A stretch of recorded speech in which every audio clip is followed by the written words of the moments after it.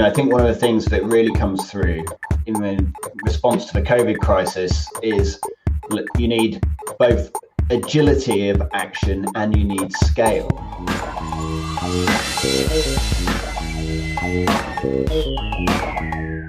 Hello everyone, and welcome to this episode of the Edtech Podcast, and this latest episode of the VocTech Podcast, Learning Continued, which seeks to explore the intersection of vocational learning and technology.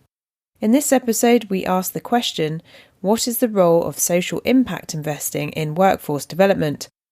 One of the things that we've been quite careful to think about is, where can an impact investor that is seeking some sort of financial return, not necessarily a market rate one, it depends on the appetite, where can they play a role and where can they not play a role?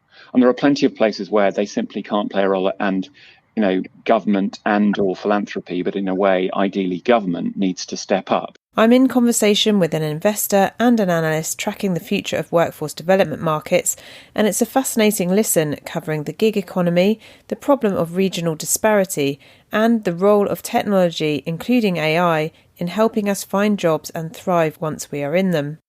As always, we ask how to keep the human element alive in all of this too. I think the pro-human approach really is thinking about, how do we both develop the technologies to augment the skills of the workers we've got alongside developing the workers?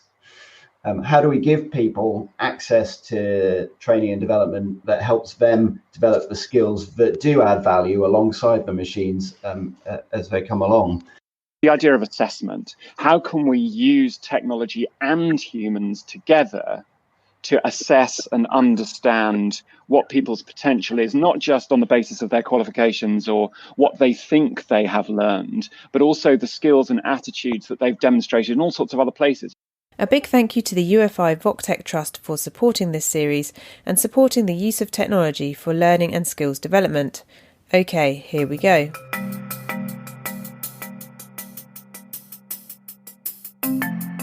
Brilliant. So I'm really delighted. We are here for the final recording of the VocTech podcast for 2021, looking at catalysing the future of workforce development.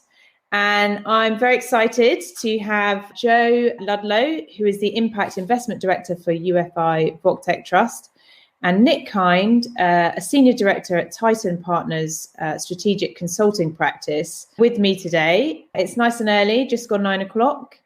And to tell you a little bit more about Joe and Nick, so Joe is currently the Impact Investment Director for UFI, where he leads the Trust's investments in ventures working with technologies for learning and skills development.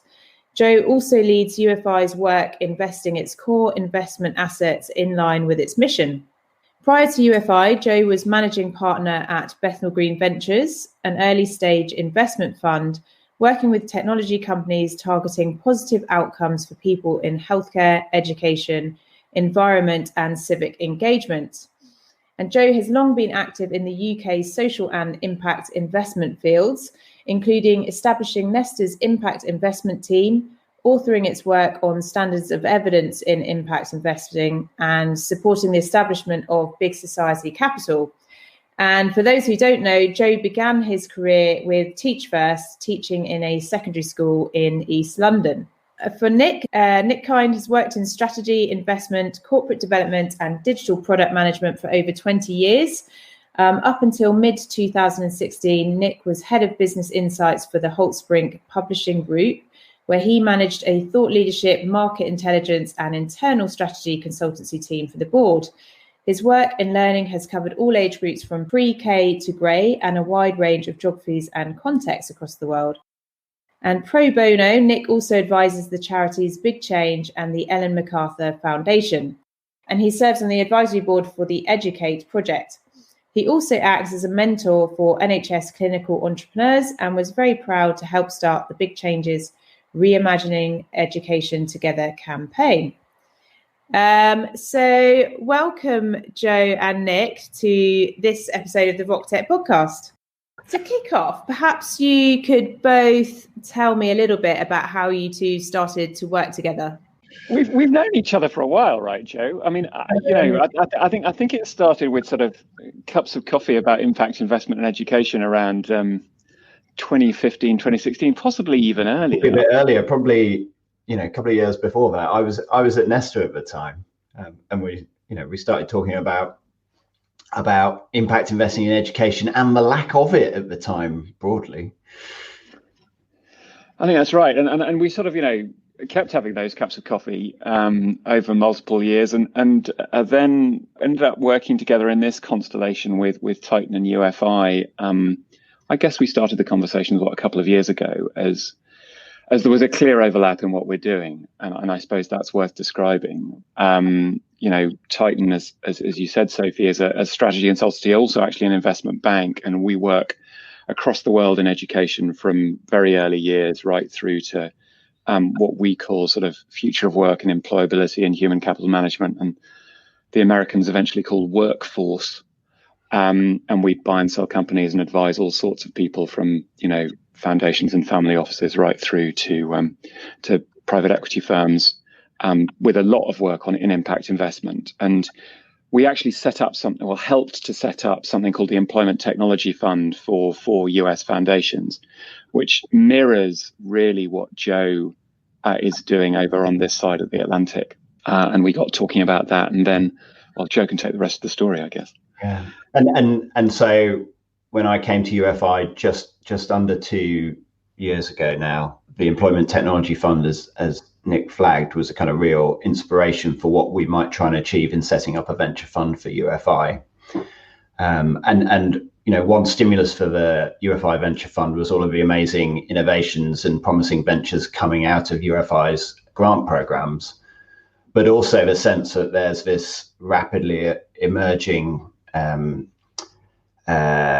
sector that's focused on technology for a future of work, that potentially presents investment opportunities for us, but we're really thinking through both that market and where an impact focused specialist funder and investor like UFI can best deploy relatively modest funds in the whole scale of venture capital into the market. And that's, that was the conversation that Nick and I began and developed into how can we collaborate on an ongoing program of market intelligence that tries to understand what's going on in this field and really tries to point out where are the opportunities for having a really big impact for people in a rapidly changing workplace.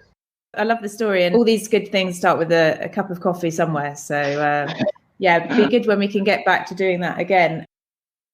So let's move on to some of the sort of publications and findings that you've been working on together. I always like to do a good binge reading session before these podcasts. And yesterday I was reading 2 reports. So one called The Job Frontier and the other being your sort of more recent quarterly findings.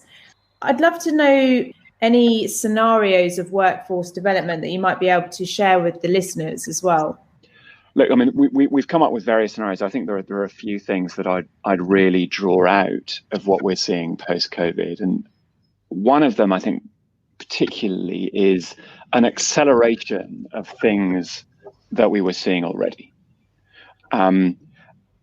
Particularly around, obviously, remote working. But there are lots of other things which have accelerated, some of which are, positive and many of which are negative, particularly for, those lower down the income spectrum, those with, disabilities, arguably those in less privileged groups. And I think that overarchingly has, I guess if there's a concerning trend, we certainly seem to be seeing the inequalities that were happening pre-COVID really starting to accelerate in this environment in all sorts of ways, whether it's around income, uncertainty, or access to some of the really essential things like devices and bandwidth that really make a difference in this situation. Certainly, when I was reading your reports, there are a couple of things. One was this increase in the gig economy. So an 18% rise in 0-hour contracts compared to 2019.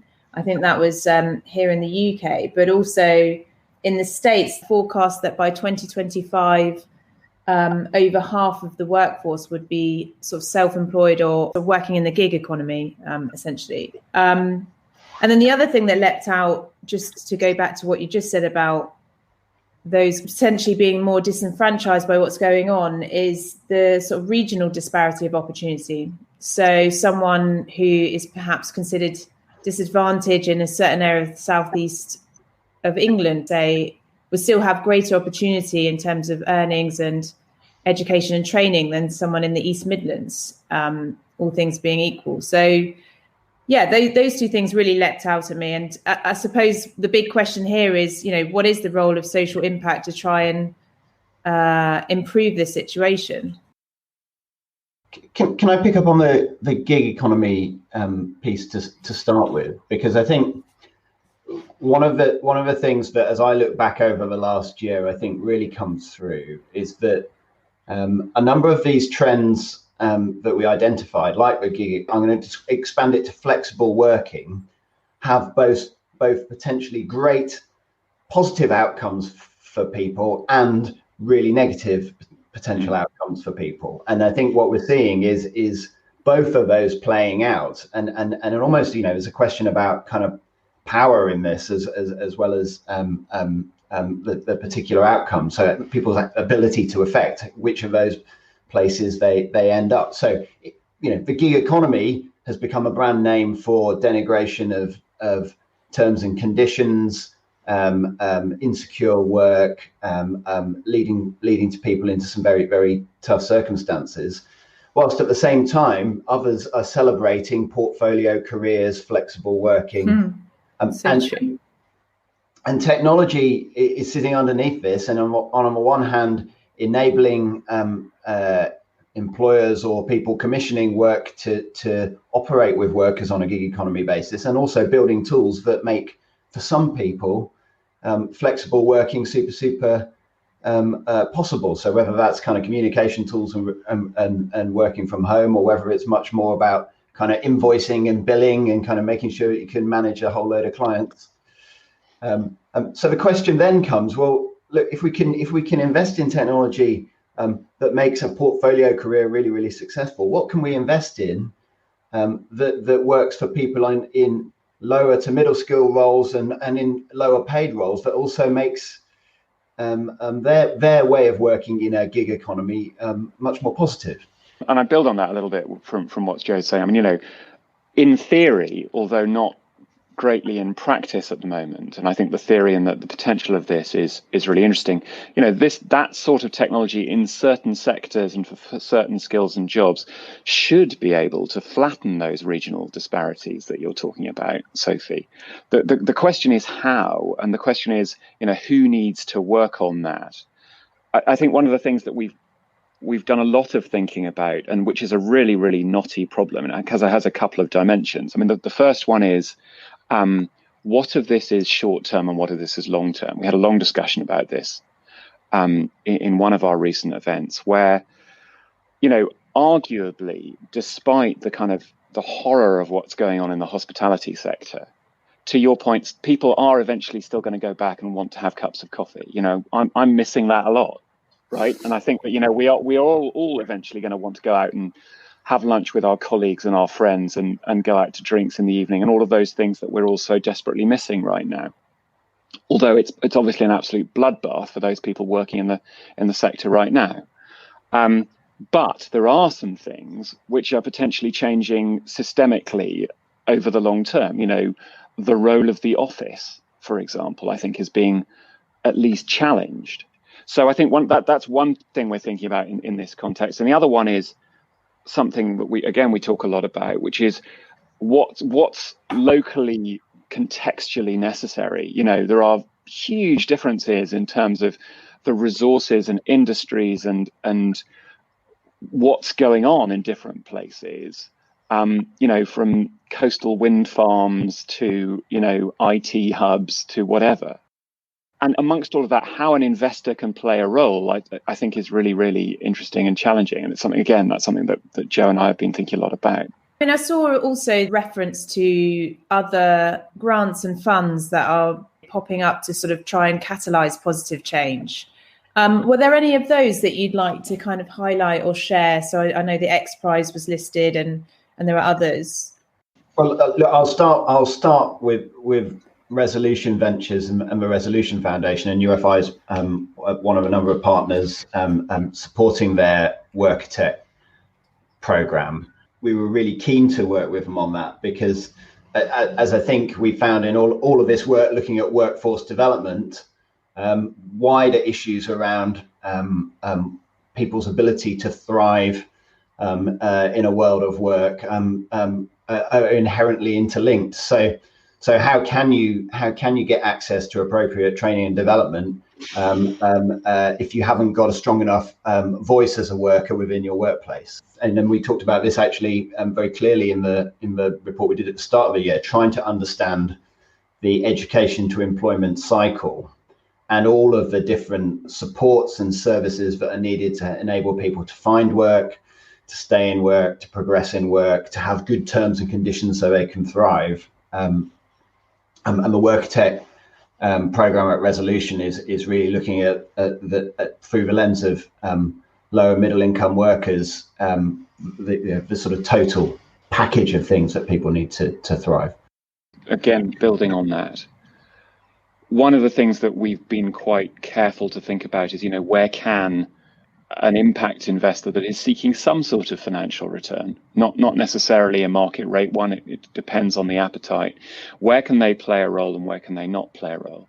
And there are plenty of places where they simply can't play a role, and government and or philanthropy, but in a way, ideally government needs to step up, whether it's in the provision of food and basic supplies for people, right through to public transport.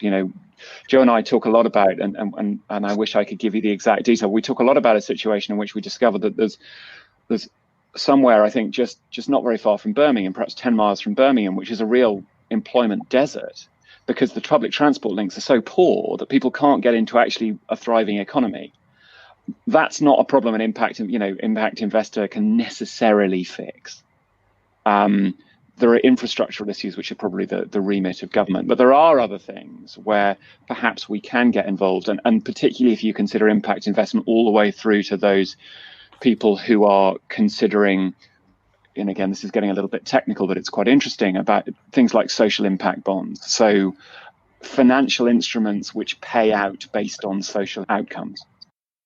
Picking up on the kind of government piece and then bridging into the impact investment piece, I think one of the things that really comes through in the response to the COVID crisis is you need both agility of action and you need scale, and governments can do scale and shifting the whole system really, really well, and I think we sort of see across the Western world, actually, governments responding very fast, but then when it comes to the implementation, the agility hasn't been there, and that's kind of opened up a space where actually, we've got, I think, some concerns about how private sector responses may play out because they inherently don't have a public and social motivation behind them, and indeed some of them, are arguably profiting from a position of real strength in this situation to build their position even more. I mean, I would argue, for example, that what Microsoft and Google are doing in this situation, while some of it is extremely laudable, some of it is highly self-interested. Notably, whilst, yes, it's great that they are giving away and supporting lots of technology training, they do happen to be technology providers who provide, tools and services for people to build technology. So whilst I'm not entirely cynical about it, I think one has to look at these with clear eyes. Yes, so then I just want to come back to the impact investing piece, because I think historically we've sort of thought about impact investing as being a sort of engine of innovation with a social motivation. How do we find the innovative novel responses and then take them either to scale through government or through private sector adoption? Maybe there's another piece here. Maybe we need to think in this time about how do we really, consolidate resources with a social motivation to bring scale as well as agility and innovation, because just right now, the other two paths to scale aren't quite doing what we need to do. And specifically, I think we have to think about, do we, and I say this as somebody who's managing a 10 million venture fund. Do we need a series of relatively modest scale funds like that, or do we need to start thinking about how we can collaborate in this market with a social impact lens to the fore? There's so many interesting things to pick up on there. Joe, I don't know how much you can talk about sort of UFI's work around investment assets at this moment without giving away any particulars, but is that something you can allude to at this stage? So we are in the process of reviewing and developing our investment policy, and we've now changed our investment policy to have, alongside our financial objectives around aligning our financial assets with our mission, and we have a framework to do that uses the UN's Sustainable Development Goals, and we prioritize those that are closer to our mission, such as quality education, and deprioritize those that are further away. And we're in the process of reviewing our investment holdings to put them into that kind of framework and think about what other choices we might make. And we're hopefully going to be able to say some more about that in the new year. Yeah, I'm looking forward to that. And then, so there's a couple of things. I thought it was really interesting what you said about, government and the private sector, and needing some different avenues there, I suppose. But I also looked at some of the national responses to COVID and the use of technology, and the one that jumped out to me was Estonia. So the others, there are a variety of countries that you looked at, and to some extent they were different flavors of the same approach, I suppose. Whereas Estonia, because they have this, very digital first approach, I think it's got here 99% of governmental services remained available online throughout the lockdown. 87% of schools were using e-solutions prior to COVID. So there is something there, isn't there, about, like you said, about the agility and being able to respond at scale. I think the thing about Estonia and there are some other places is that they'd been thinking about how they become a digital government and a digital society for well before the pandemic, and they were able to use that to deliver things much more quickly and flexibly in this particular situation than many others. And I think there are possibly lessons for us in there. And I think that, again, that the UK has been, I would argue, slow to respond with really flexible, really getting digital solutions out there, which can really, really help. And I think there's plenty to learn from places like that. And there are also, there are spots in other places, but it's a great sort of example of how people let's not forget Estonia is a pretty small place. Therefore, it can get stuff done quick, but it's still very, very interesting what they've done. So one thing I'd like to come back to as well, so you talked about, potentially whether tech giants have too much sway over what the future of work looks like. I was also interested in this sort of growth of HR tech as a sector, but also this sort of cautionary tale about optimization and also needing to recognize the fact that we are human and that, we also need to look after our sort of mental health and well-being with some of these optimizing technologies.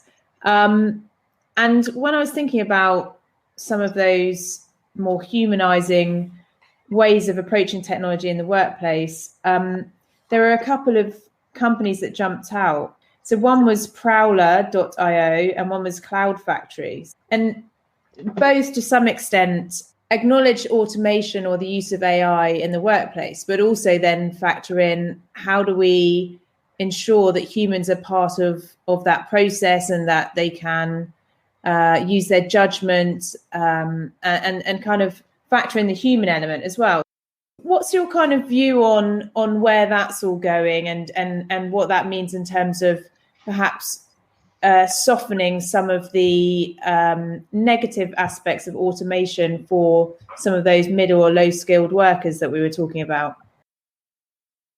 So I think the sort of big picture here is the potential for automation technologies to further kind of polarize the labor market as the jobs that are most easily automated are the lower skilled jobs, and the jobs that are least easily automated and greatest in demand are the roles that are kind of building the machines.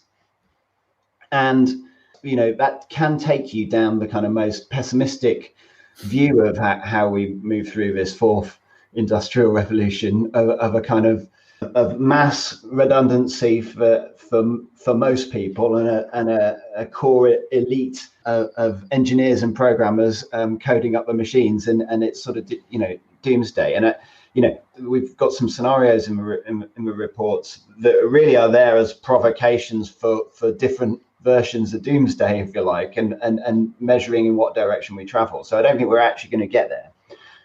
But in order to not get there, then we've got to have what I would describe as the kind of pro-human approach to this future of work. And businesses like Prowler, I guess, are an example of it. But I think the pro-human approach really is thinking about, well, how do we both develop the technologies to augment the skills of the workers we've got alongside developing the workers? How do we give people access to training and development that helps them develop the skills that do add value alongside the machines as they come along? I think we then have to think about really what's the role of employers in all of this.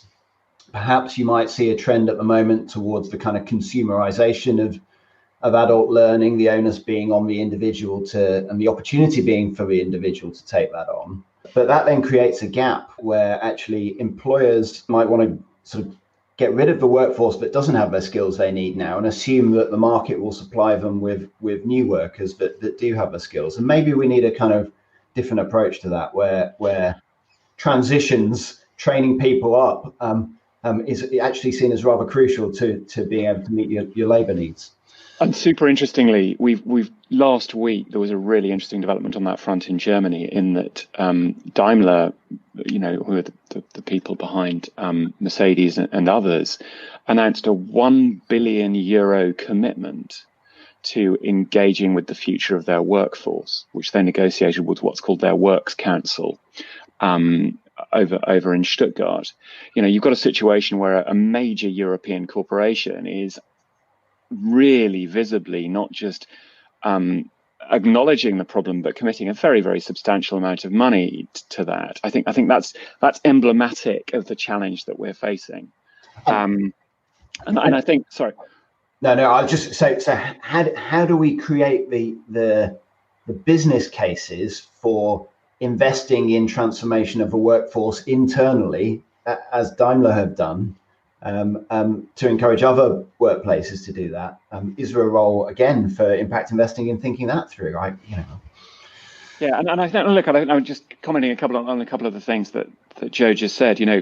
My personal view, and it's as good or as bad as anyone else's, right? But is that I don't think we're necessarily going to run out of jobs here. And until everybody in the world is well fed and fulfilled, I would argue there are plenty of jobs for people to be doing. The challenge is the transition, and the challenge is making sure that people are there to do the jobs that are there to be done. And for me, one of the really interesting places for investment and indeed impact investment is around the positive aspects of technology, the places where technology can help us do that. So, for example, one of the areas that we are particularly interested in as a firm as Titan, but I think Joe is also interested in more generally, is the idea of assessment. How can we use technology and humans together to assess and understand what people's potential is, not just on the basis of their qualifications or what they think they have learned, but also the skills and attitudes that they've demonstrated in all sorts of other places. Actually, if you've worked as a Brownie leader, that shows a whole set of communication skills and administrative skills that you may not even realize or acknowledge that you've got. And I think that whole area of how we can help to both help people understand what their potential is and help them chart their progress to their next work, which works for them, is a really, really interesting area. For example, Sophie. And we have our investment in a business called Sonic Jobs, which is a mobile device-based job finding app where chatbot Julie talks to you about what work you've done and helps you to understand what skills you might have demonstrated and to build up a CV from that. Is a perfect example of that.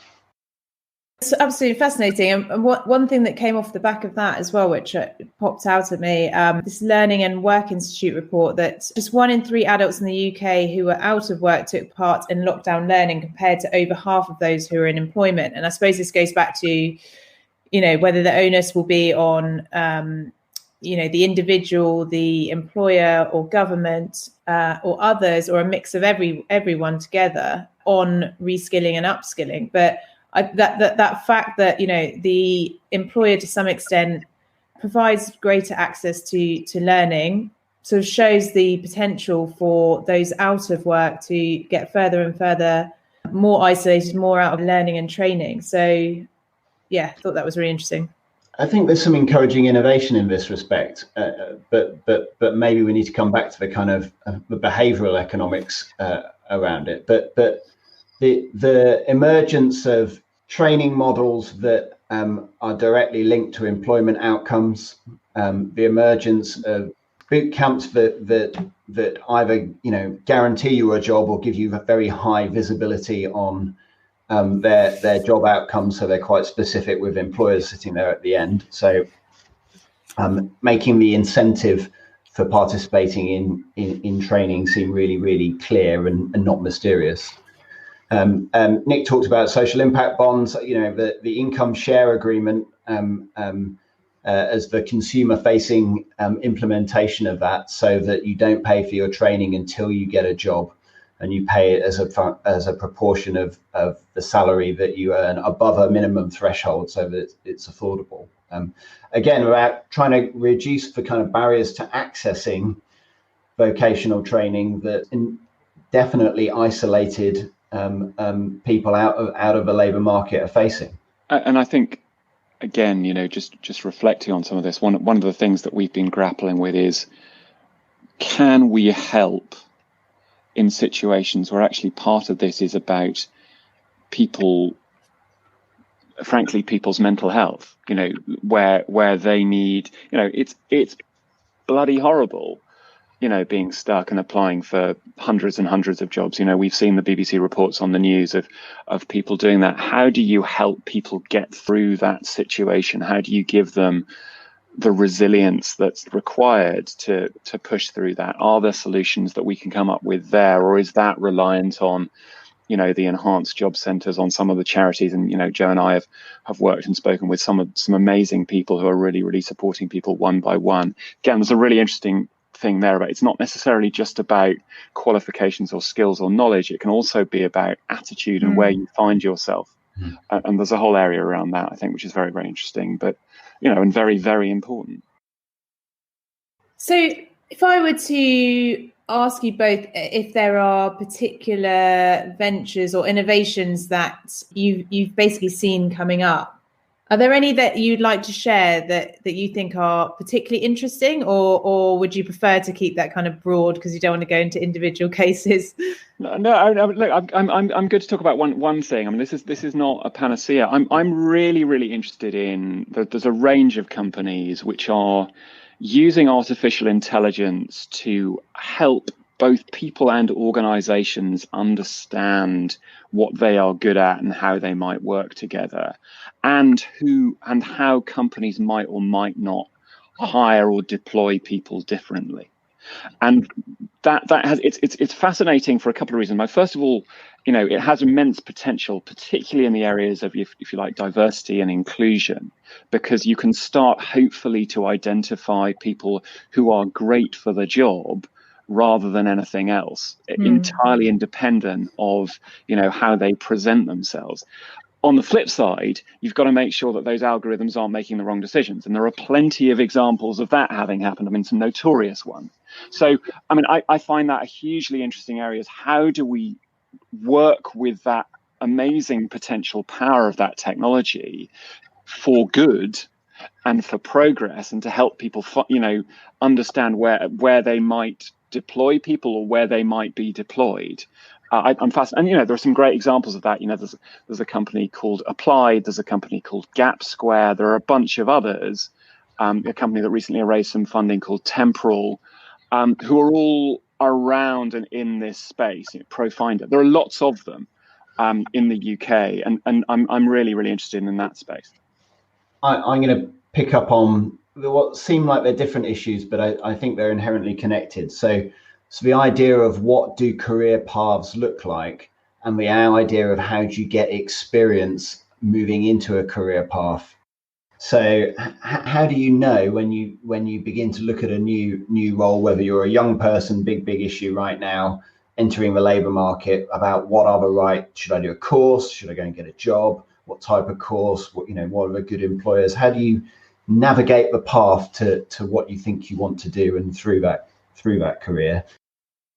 How do you do it when you're in middle to late career, when you may find yourself embarking on a second or third career, and that's another area that's been underlooked at. And the linked issue is, how do you get work experience? And UFI in the past has funded projects in this area, such as Work Finder, which is really focused on young people and getting them access to a series of work experiences. But what does getting work experience look like if you're trying to change career for the second or third time?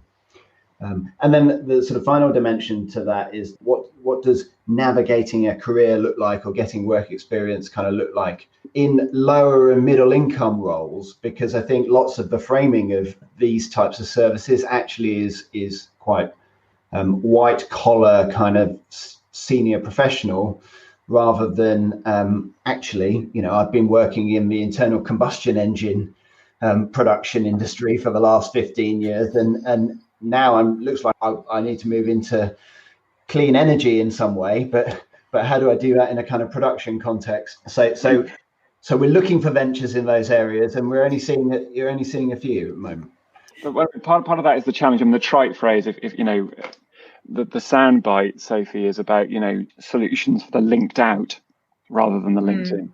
Do you kind of anticipate that impact investors, or investors generally, you'll start to see more of them paying attention to this lower or middle skilled band of employees, or is that slightly too optimistic? No, look, it's a hard question, and we are already seeing a lot of that happening in the US. So there are plenty of investors, impact investors in the US, who are actively looking at this whole issue with multiple lenses, whether those are the lens of race, after what's happened with George Floyd and Black Lives Matter, whether it's through the lens of place, where there are different places, and obviously there are intersections between all of these things. There is a great deal going on in the US. There is less happening on this side of the Atlantic. And the real question for me is whether or not more will happen. We are seeing and hearing of more organizations, foundations, really looking at this and understanding the challenge here. I haven't seen many of the big philanthropists, individuals, target this as a particular area yet. I would absolutely love to see that happen. So I think we're at an earlier stage, sadly, over on this side of the Atlantic, and particularly in the UK. I think that's partly because of our tradition of having a much larger social safety net than in the US. So perhaps it's not as clear and pressing. But I'm hopeful that it will happen. I think it can't not in many ways, and I think many people are holding, institutions and arguably individuals to account as to where they deploy their wealth. And I think that that pressure is only going to become greater. I just want to add 2 points on that. Firstly, I think we'd slightly forgotten what it was like to have really high levels of unemployment and barriers to accessing employment, because the headline numbers suggested that we were in very high levels of employment. For many people, they were still struggling, but at a macro level, we'd taken our eye off that. That's changing as we speak in a very, very sudden way. So this is going to be at the top of people's agendas. What follows from that is back to my point about how do we combine and collaborate in response, so that we actually bring some meaningful scale and momentum to it. Because individual social and impact investors kind of responding to the applications they see will do good things locally, but it won't be a systemic response. And Nick's comment about place I find very interesting, because maybe there's one or two places where a consolidation of initiatives could really show what works and what doesn't work in quite an interesting way. In a new set of challenges as well as old ones. We might be going back to levels of unemployment like the early 1980s, but we're in a completely different technology environment and work environment to respond to. Really, really fascinating. My mind is whirring. Well, we are just about coming to time, so I'd like to end with one question, just slight adjunct, but I always like to ask our guests anything interesting that you're reading at the moment that you'd like to share with our listeners. I just really enjoyed reading a book which kind of helped me through lockdown, which was a book called A Gentleman in Moscow by a man called Amor Towles, which you may or may not have come across. And it's a sort of meditation on being stuck and what you make of it. And I think it's delightfully written and playful, which I think we all need at this particular time. So absolutely not associated necessarily with this subject, but I've just finished reading it and I particularly enjoyed it. So it's a further recommendation for folk. Well, I'm going to take that. I'm going to go even further left field. So I just finished reading a book called Not Working by a psychoanalyst called Josh Cohen. And it's a series of, if you like, characterizations of different reasons for not working and their pros and cons. And talking about a number of kind of famous individuals through history and their approach to not working. Well, it's like the handbook for universal basic income, isn't it? So you have that, and then have your book on not working, and off you go. That's brilliant. I've been reading the an epidemic anthology. So it's got Daniel Defoe's fictional write-up of the plague, which is lovely. So anyway, that's a little bit of light relief at the end of this episode. So Nick and Joe, thank you so much. It was absolutely fascinating and so much for people to dig into, and hopefully a bit of a rallying cry for impact investors and other investors as well, I think. So thank you both so much, and hopefully we'll catch up again at a future point. Thanks for having us, Sophie. That's the end of this week's episode. Thank you everyone for listening in, and also to my amazing guests this week.